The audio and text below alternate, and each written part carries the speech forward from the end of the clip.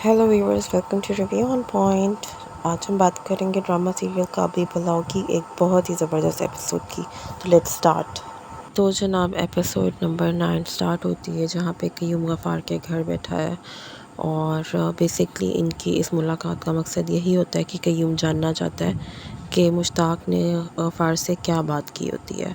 तो वो तो ऐसे ही गाड़ी का बहाना करके उसे शम्मो को नहीं लाना चाह रहा और वो उसको कहता है कि भाई साहब ने मुझे कहा था कि गाड़ी मिल जाएगी। इसी तरह की वो बातें कर रहा होता है, लेकिन क़य्यूम को अंदाज़ा है कि हाजी मुश्ताक किसी वजह से, किसी ख़ास वजह से गया है घर छोड़ के, जो झूठ बोल के गया और अब वो वापस भी नहीं आएगा। तो गफ़ार को भी यहाँ पे आई थिंक सो ये बात खटक गई है कि क़य्यूम को भी कहीं पता ना चल जाए, तो इसलिए वो अपना मुद्दा भी दूसरों पर डाल देता है और कहता है कि मैं तो घर का बंदा था तो बात समझ गया, लेकिन हो सकता है कि किसी मोहल्ले वाले ने कोई बात उनके दिल में डाल दी हो। फिर आ जाते हैं हम गेस्ट हाउस की तरफ, जहाँ पे हाजी साहब और बरबीना अब ठहरे हुए हैं। तो वहाँ पे हमें पहले ही अंदाज़ा था कि कोई ठीक ठाक काम तो होता नहीं है, लेकिन इनके दोनों रिसेप्शनिस्ट आपस में बात कर रहे होते हैं, तो उधर हमें ज़्यादा क्लैरिटी मिल जाती है कि यहाँ पे कोई 2 नंबर काम होता है। और ऑब्वियसली वो यही समझ रहे होते हैं कि बरबीना से का भी हाजी साहब से कोई शादी वाला रिश्ता नहीं है और वो किसी और ही वजह से उनके साथ है।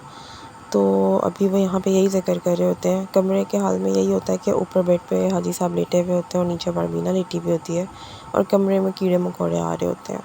ये सीन भी इटसेल्फ बहुत अच्छा था, क्योंकि हाजी साहब इस सारे सीन में उसको फ़ोर्स करते हैं कि तुम ऊपर आके लेट जाओ, ये तो इसी तरह तुम्हें काटते रहेंगे। वो नहीं करती जाती है और जब हाजी साहब एंड में लेटते हैं तो कहते हैं कि मैं कोई गैर नहीं हूँ, और उसी की ज़ुबान में कहते हैं। इस बात पे बरबीना आके ऊपर लेट जाती है, दूसरी तरफ करवट लेती है और फिर उनसे बात करती है कि अब आगे क्या करना है। बाहर ये दोनों जो होते हैं खबीस इंसान रिसेप्शनिस्ट, ये आपस में प्लान कर रहे होते हैं। उनमें से एक जो है वो आता है उनके कमरे में, रात के 4 बज रहे होते हैं, नॉक करता है। हाजी साहब दरवाज़ा खोलते हैं तो वो उनसे कोई इस तरह की घटिया बात करता है और हाजी साहब को उसको मारना पड़ता है इस बात पे। जब वो उस पे हाथ उठाते हैं तो ज़ाहिर है वो यंग होता है, वो भी उनको अभी एक ही लगाता है, तो हाजी साहब नीचे गिर जाते हैं। बीच में बरबीना आ जाती है उनको बचाने के लिए और बरबीना खुद भी गुलदान उठा के उसको मारने लगती है, तो वो भी उस उधर से भाग जाता है। वो हाजी साहब को ऊपर बिठाती है और उन्हें पूछती है बार बार फ़िक्र से कि आप ठीक है ना, आप ठीक है ना। चूँकि होटल में सारे कैमरास लगे हुए होते हैं तो उन उसके मालिक तक ये खबर पहुंच जाती है। मालिक तक जब सारी बात पहुंचती है होटल के, तो वो हाजी साहब को बुलाता है और उनसे सारी तफसील पूछता है और फिर कहता है कि मुझे पता है यहाँ पे किस तरह काम होता है। अगर ये औरत आपकी बीवी थी तो आपको उसको यहाँ पे लाना ही नहीं चाहिए था। इसका जवाब पे वो कहते हैं कि मेरे हालात और मेरी बुरे हालात, मजबूरियाँ वगैरह, मुश्किलात यहाँ पे ले आई हैं। तो वो जो मालिक होता है होटल का, वो कोई अच्छा बंदा होता है, वो उनको अपने साथ अपने घर ले जाता है। ऊपर के पोर्शन का उन्हें घर दिखा रहा होता है, जहाँ एक कमरा, एक किचन, एक टीवी लाउंज होता है और हाजी साहब और बरबीना के लिए काफ़ी होता है। हाजी साहब उसको मना करते हैं, उसको बोलते हैं कि मैं किस तरह से इधर का किराया दूंगा, जिसके ऊपर वो बंदा बड़ी अच्छी तरह उनसे बात करके उन्हें बताता है कि मेरे 4 होटल्स हैं और कुछ बरकत के लिए भी होना चाहिए। एक्चुअली में उसके नीचे दामाद और बेटी रहते होते हैं नीचे वाले पोर्शन में, और जो कि जानवरों की तरह हर वक्त लड़ते होते हैं। तो वो ये कहता है कि हो सकता है आपकी बरकत से, आपके यहाँ रहने से उन्हें भी कुछ अकल तमीज़ आ जाए। तो बहरहाल उन्हें अच्छी जगह एक मिल गई है, एक सेफ़ जगह मिल गई है हाजी साहब को, जहाँ पे उन्हें लगता है कि ये दोनों हिफाजत से रह सकेंगे। मीनवाइल ही वो पूछ लेता है कि यहाँ पे शनाख्ती कार्ड का इतना मसला हो रहा है, तो किस तरह बनेगा बरबीना का शनाख्ती कार्ड, जिसके ऊपर जो वो बंदा होता है जो जिसका घर होता है, वो हाजी साहब को कहता है कि आपको इसके लिए दोबारा निकाह करना पड़ेगा और अपने ही किसी रेफरेंस से वो उन्हें वहाँ कोर्ट में भेज देता है। जब ये दोनों कोर्ट में पहुँचते हैं, पहले इनका निकाह होता है। What a lovely story telling कि यहाँ पे दोनों अब एक दूसरे को जानते हैं और यहाँ पे दोबारा निकाह कर रहे हैं, तो इन दोनों की जो फीलिंग्स हैं वो बिल्कुल डिफरेंट हैं जब पहली दफ़ा उन्होंने निकाह किया था उससे। बरबीना बड़ी कॉन्फिडेंटली कबूल है, कबूल है, कबूल है कहती है। और दूसरी चीज़ ये कि ये सीन बहुत ही प्यारा था, जब बाद में वकील इससे अकेले में बरबीना से पूछता है कि तुम पे कोई दबाव तो नहीं है, तो एंड में वो जिस खूबसूरती से इस बात को ख़त्म करती है, वो बंदा उससे पूछता है कि इसने तुम्हें किस चीज़ कितने पैसों में ख़रीदा है।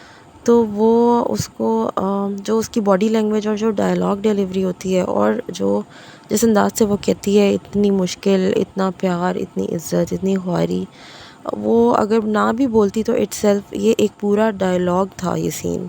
बहुत ज़बरदस्त इसमें बारबीना की बहुत ही ज़बरदस्त एक्टिंग है, सबीना की, और dialogue delivery, body language perfect, बहुत ज़बरदस्त। उसके बाद निकाह करके ये दोबारा घर वापस पहुंचते हैं। हाजी साहब बैठते हैं, येट एन अदर ज़बरदस्त एक्सीलेंट सीन, ब्यूटीफुल सीन। वो उसे कहते हैं बारबीना को कि मेरे पास बैठो, और उसको एज अ गिफ्ट एक रिंग निकाल के देते हैं और शर्मिंदगी से दे रहे होते हैं कि तुम बहुत ज़्यादा डिज़र्व करती थी, शायद उनका ये मतलब होता है, ये बहुत आम है। और वो कहती है आगे से कि इसकी ज़रूरत नहीं थी, तो वो कहते हैं हाँ इससे बहुत ज़्यादा ही ज़रूरत थी, क्योंकि हाजी साहब ने सबको इतना ज़्यादा दिया है और वो अपनी बीवी को कुछ नहीं दे रहे, तो शायद इस बात का गिल्ट है उनके अंदर। लेकिन स्टिल वो कुछ तो कर रहे हैं ना, जो कुछ कर रहे हैं बारबीना के लिए, आई थिंक सो बारबीना को पता है कि वो बहुत कुछ है। इसके बाद वो इससे पहले वाले सीन में वो बारान के बारे में बात करते हैं, तो यहाँ पे भी बारबीना उनको अभी बारान का वो नाम ही लेते ना चुप करा देती है और उनको रिंग वापस देती है और अपना हाथ आगे करती है कि तुम लेके आए हो तो पहनाओ भी तुम ही। यहाँ पे कंसेंट टाइप चीज़ आ गई इसकी लड़की की सामने, कि मतलब वो दिल से एक्सेप्ट कर रही है अब उनको जितनी इज़्ज़त दे रही है, तो शायद उसके दिल में उनके लिए मोहब्बत की जगह भी बन रही है बारबीना के दिल में। अगेंस्ट स्पेक्टेकुलर सीन, बहुत ज़बरदस्त एक्टिंग दोनों की, एहतशामुद्दीन की भी और सबीना फ़ारूक की भी। बहुत ही खूबसूरत था ये scene.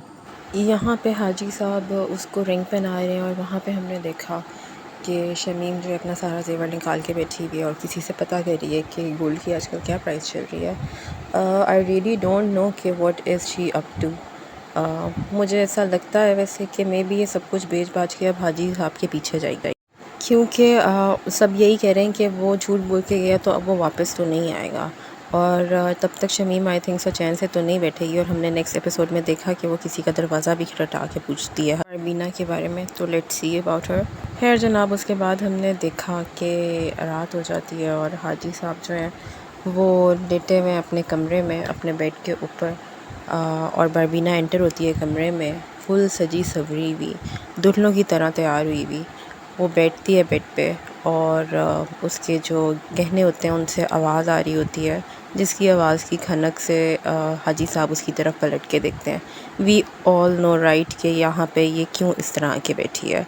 So we are so happy for हाजी साहब, एंड सो ही इज़। वो हम अगली ही सुबह के सीन पे देख लेते हैं कि जब वो गुनगुना के नाश्ता बना रहे हैं, बिल्कुल इस तरह जैसे कोई नया नवेला दूल्हा होता है और जो यंग सा लड़का होता है, यंग सा दूल्हा होता है, उसी तरह की बॉडी लैंग्वेज होती है उनकी। खैर वो बारबीना को किचन में नहीं आने देते, उसके लिए नाश्ता तैयार करते हैं और यहाँ पे इंतहाई खूबसूरत डायलॉग वो बोलते हैं जब उसके आगे नाश्ता रखते हैं कि हम दोनों ही एक दूसरे के, हमारा कोई है नहीं, और ये हमारी रवायत है कि यहाँ पे नई दुल्हन को अगले दिन आराम से बिठा के नाश्ता कराया जाता है। I mean it's so lovely to see, to hear that kind of drama, जिसके अंदर हम देख रहे हैं कि दोनों की कोई कंपैटिबिलिटी नज़र नहीं आ रही, लेकिन still they are so satisfy with each other now.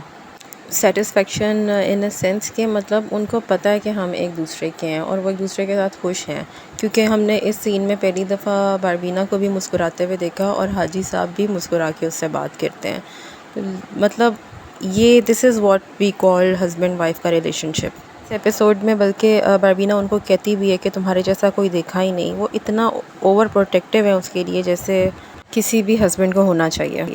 एक ये बेचारे द बेस्ट हस्बैंड हैं हाजी साहब, और दूसरी तरफ वो बदबख्त गफ़ार है।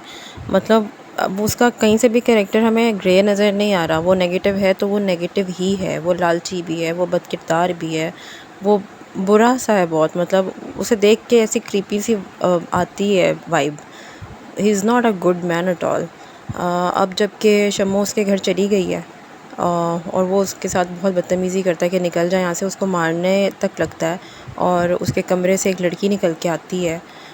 मतलब शम्मो वॉज शॉक कि मतलब अच्छा ये भी हो सकता है, और शम्मो का मुझे समझ नहीं आ रहा कि वो इतनी बेवकूफ़ कैसे हो सकती है। एक तो ये बंदा पहले ही इतना लालची है, उसकी कोई कदर नहीं कर रहा, उससे कोई मोहब्बत नहीं करता, उल्टा उसकी भाभी के ऊपर नज़र रखी हुई है और स्टिल रखी हुई है। बेशर्मों की तरह उसके सामने अभी भी नाम लेता है कि मुझे सिर्फ बारबीना ही नज़र आती है। फिर भी शम्मो मरी जा रही है सफ़ार के ऊपर। आई मीन लानत है शम्मो तुम पर। Any how drama was superb. जैसे कि फ़र्स्ट एपिसोड से चल रहा है अभी तक वो उसी लेवल का 9 एपिसोड में कहीं कोई ड्रैग सीन नहीं। आप कहीं पे भी इसको पॉइंट आउट नहीं कर सकते कि यार ये क्या दिखा रहे हैं। It's a lovely watch. So you guys tell me your feedback. Till then, you guys subscribe my channel, share the video, like the video. Thank you so much and take care.